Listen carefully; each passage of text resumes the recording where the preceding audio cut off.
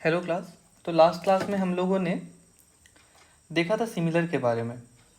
अब देखो कुछ बातें हम लोग ऐसे समझ लेते हैं, कुछ बातें जैसे कि अगर मैं बात करता हूँ स्क्वायर्स की, अगर मैं ऑल स्क्वायर्स की बात करता हूँ तो हम लोग लिख सकते हैं ऑल स्क्वायर्स आर सिमिलर, है ना। लेकिन जैसे ही मैं बात करता हूँ ट्रायंगल की, जैसे कि सिमिलर ऑफ ट्रायंगल की बात की जाए तो हम लोग इक्विलेटरल ट्रायंगल को बोल सकते हैं कि हाँ भाई ये क्या है, सिमिलर है। जितने भी इक्विलेटरल ट्रायंगल होंगे वो सब सिमिलर होंगे क्योंकि हर एक एंगल जो है 60 डिग्री की रहेंगी। लेकिन हर ट्रायंगल सिमिलर नहीं हो सकता। If we will talk about every triangle तो वो ज़रूरी नहीं है कि सिमिलर हो, है ना।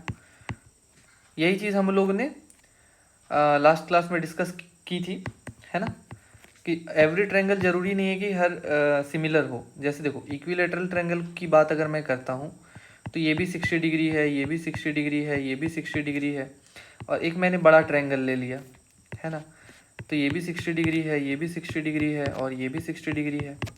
बट अगर मैंने बात कर दी कि भैया ये कोई ट्रायंगल है, ये 90 डिग्री है, ठीक है, और ये है 30 डिग्री, और ये है 60 डिग्री। मैंने एक और ट्रायंगल ले लिया, एक 90 डिग्री है बट ये 45 डिग्री और ये भी 45 डिग्री है, तो ये जो है सिमिलर नहीं है ना। ये करीब करीब सिमिलर है बट ये सिमिलर नहीं है, ये सिमिलर नहीं है, ये दोनों जो है सिमिलर नहीं है, ठीक है ना। अब यहाँ तक अगर आप समझ गए तो बहुत अच्छी बात है। उसी तरीके से अगर हम लोग बात करते हैं कि अगर रेक्टेंगल की बात की जाए, ठीक है, देखो हम लोगों ने स्क्वायर्स की बात करी। जैसे कि देखो ये अगर मैंने इसको स्क्वायर मान लिया, ठीक है, मान के चलो अगर इसकी साइड 4 यूनिट है, और एक मैंने बड़ा सा रेक्टेंगल ले लिया जिसकी साइड मान के चलता हूँ कि 6 यूनिट है।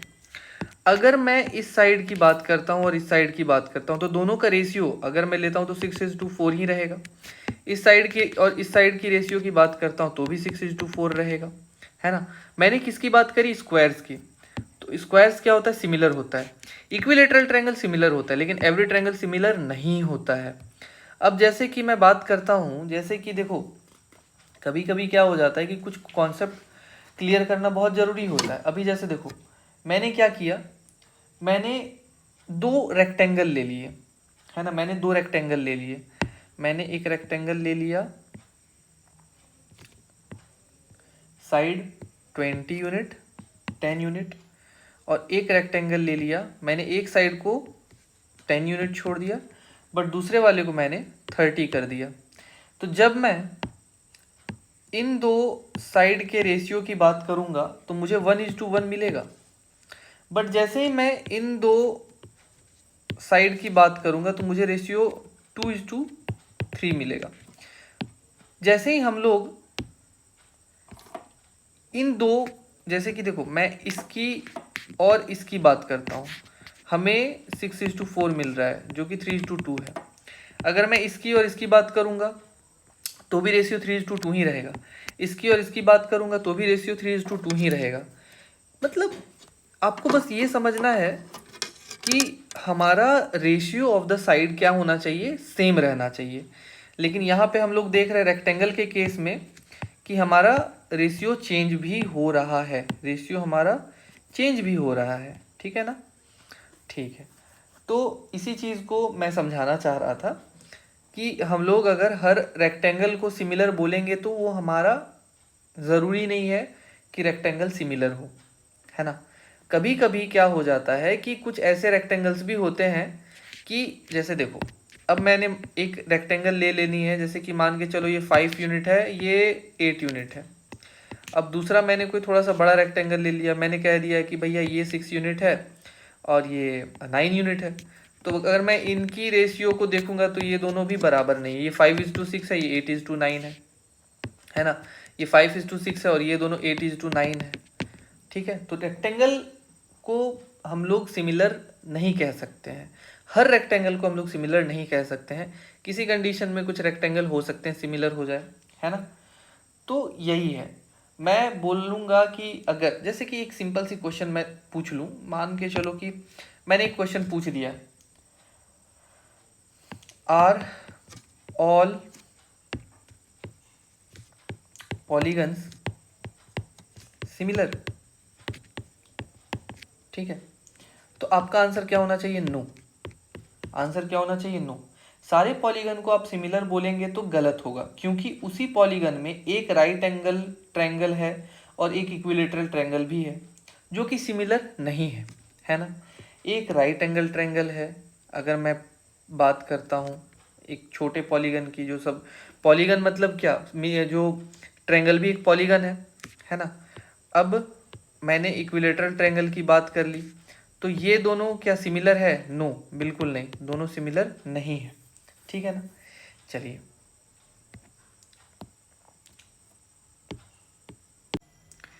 चलिए आगे बढ़ते हैं। अब हम लोग एक ट्रायंगल बनाते हैं, ठीक है। ये हमारा एक ट्रायंगल है, ठीक है। अब क्या है, ये मेरा ट्रायंगल है, इसका नेमिंग मैं कर देता हूँ ABC, ठीक है। अब मैंने क्या किया, ट्रायंगल में एक लाइन जो है मैंने पैरेलल मैंने बना दिया BC के, ठीक है ना। इसका नेमिंग मैं कर देता हूँ DE,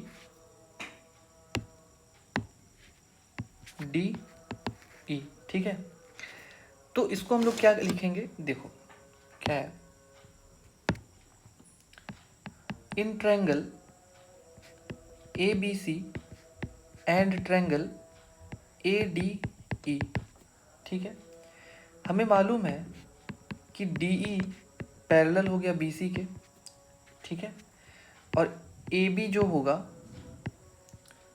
AB हमारा ट्रांसवर्सल का काम करेगा, ठीक है। AB हमारा ट्रांसवर्सल का काम किया। तो अगर DE BC के पैरेलल है और AB मेरा ट्रांसवर्सल का काम करेगा, तो हम लोग बोल सकते हैं कि ये जो एंगल 1 है, इसको मैंने एंगल 2 बोल दिया, इसको एंगल 3 बोल दिया और इसको मैंने एंगल 4 बोल दिया। तो एंगल 1 जो होगा वो एंगल 2 के बराबर होगा, ठीक है। अगेन DE जो है वो पैरेलल है BC के, और इस बार मेरा AC को मैंने ट्रांसवर्सल ले लिया, AC is transversal, AC is transversal, ठीक है। अगर AC मेरा ट्रांसवर्सल होगा तो इस बार एंगल 3 जो होगा वो एंगल 4 के बराबर होगा, ठीक है। चलिए बहुत बढ़िया। अच्छा, अब अगर मैं इन दोनों ट्रायंगल में गौर करूं तो ये एंगल दोनों, ये जो एंगल है दोनों में कॉमन आ रहा है, तो हम लोग बोल सकते हैं angle A equals to angle A। क्यों? Because this is the common angle, common angle, ठीक है ना, ये कॉमन एंगल है। तो हम लोग क्या कह सकते हैं, हम लोग कह सकते हैं, so by criterion of double A, हम लोग बोल सकते हैं, देखो यहाँ पे क्या हो जा रहा है, यहाँ ये एंगल 1 रिप्रेजेंट कर रहा है D को, एंगल 2 रिप्रेजेंट कर रहा है E को, ठीक है। इससे हम ये बोल देते हैं कि angle D equals to angle E है, और एंगल 3 और एंगल 4, एंगल 3 जो है किसको रिप्रेजेंट कर रहा है, एंगल E को, और एंगल 4 एंगल C को, ठीक है ना। तो मैंने बताया था सिमिलर अगर हम लोग ट्रायंगल को करेंगे तो हमें एंगल लिखेंगे जो भी, जैसे कि यहाँ पे ABC लिखा हुआ है, तो हमें एक तरीके से लिखना होगा। क्या तरीका? जैसे देखो, अगर मैं ट्रायंगल को सिमिलर करूँगा तो अगर मान के चलो ये एंगल A जो है A के बराबर है, तो यहाँ पे ट्रायंगल, अगर मैंने यहाँ पहले A लिखा है तो A ही लिखेंगे।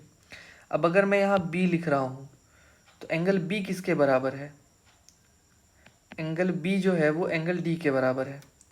एंगल B जो है,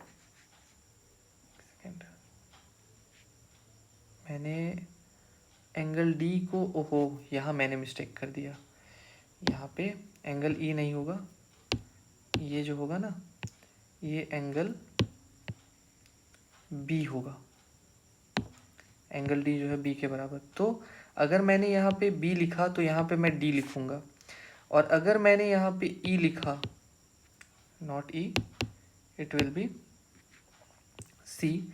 अगर मैं सी लिख रहा हूँ तो यहाँ पे क्या हो जाएगा, E. This is the way to write similar triangle. तो यहाँ पे मैंने क्या बोल दिया कि यहाँ हमारा जो ट्रायंगल है वो क्या हो गया, सिमिलर हो गया। अब अगर सिमिलर हो गया तो हम लोग अब इसके साइड के रेशियो को इक्वल करके लिख सकते हैं।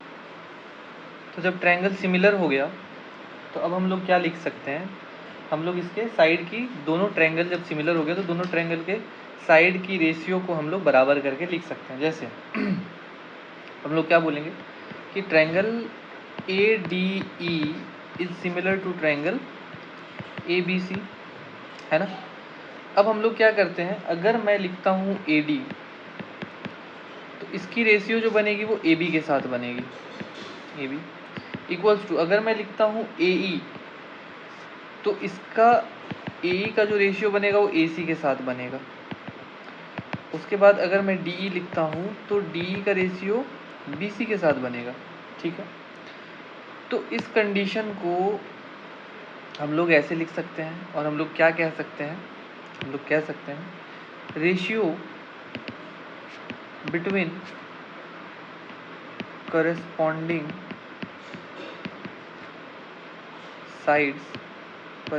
sides will be same of two similar figure, ठीक है। चलिए बहुत बढ़िया, यहाँ तक ठीक है। अब हम लोग क्या करते हैं, यहाँ से A D by A B equals to A E by A C को उठा लेते हैं। यहाँ पे क्या हम लोग इसको रेसिप्रोकल करके लिख सकते हैं, A B by A D equals to A C by A E लिख सकते हैं, ठीक है। अब देखो मैं क्या करता हूँ, यहाँ पे ट्रायंगल को पेस्ट कर देता हूँ, ठीक है। देखो ये मेरा ट्रायंगल है, यहाँ से बड़े ध्यान देखो, मैंने ए बी को, ये जो ए बी है, ए बी को मैं दो टुकड़ों में लिख सकता हूँ, एक A D plus B D लिख सकता हूँ, ठीक है। तो लिख लेते हैं, ए बी को हम लोग लिख सकते हैं A D plus D B by A D equals to, अब हम लोग ए सी को क्या लिख सकते हैं, ए सी को लिख सकते हैं ए ई प्लस ई सी। इस पूरे ए सी को हम लोग क्या लिख सकते हैं, ए ई प्लस ई सी। तो ये क्या हो जाएगा, ए ई प्लस ई सी बाय ए ई, ठीक है। यहाँ पे क्या हो जाएगा, A D by A D plus D B by A D equals to A E by A E plus E C by A E, ठीक है। यहाँ से ये ए डी कट गया, ये ए ई कट गया, ये कट के क्या बन जाएगा, वन, ये भी कट के वन बन जाएगा। इन दोनों को हटा देंगे तो हमारे पास D B by A D equals to E C by A E, हमें ये रेशियो मिल जाएगा, है ना। D B by A D E C by A E, D B by A D E C by A E. अगर इसको हम लोग रेसिप्रोकल करके लिखेंगे तो क्या लिख सकते हैं, A D by D B equals to A E by E C, A E by E C, ये करके लिख सकते हैं, ठीक है। यहाँ से इसको लिखने के बाद हमारा काम क्या हो जाएगा, यहाँ से इसको लिखेंगे तो यहाँ से हमको ये दिख जाएगा कि ये जो रेशियो है, अगर दो ट्रायंगल सिमिलर होते हैं, दो ट्रायंगल अगर सिमिलर होते हैं तो ये जो साइड की जो रेशियो है, मतलब इस साइड की जो रेशियो बनेगी, मैं एक बार फिर से बता देता हूँ। जैसे कि मैंने ये ट्रायंगल बनाया, ये ट्रायंगल इस ट्रायंगल की सिमिलर है, ये जो ट्रायंगल है ये वाला, ये ट्रायंगल इस बड़े वाले ट्रायंगल के साथ सिमिलर हो गया।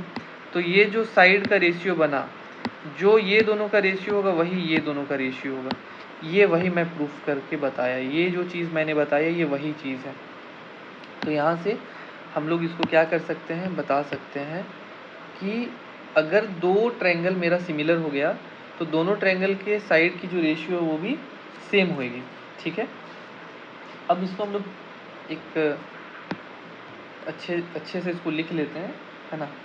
If triangle ADE similar to triangle ABC, है ना। मैं अगेन सामने यहाँ पे ट्रायंगल को ये कर देता हूँ ताकि आपको देखने में बड़ा आसानी रहे, ठीक है।